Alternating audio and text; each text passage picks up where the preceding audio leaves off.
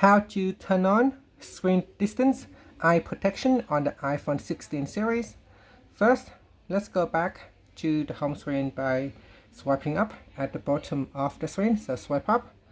Then on the home screen, tap on settings. Now from the settings page, we scroll down and then tap on screen time. After that, we scroll down and tap on screen distance.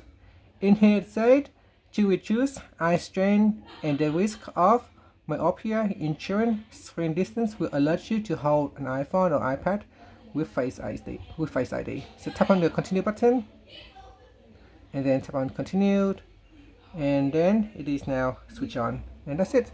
After that, you can tap on the back key or you can swipe up to return back to the home screen.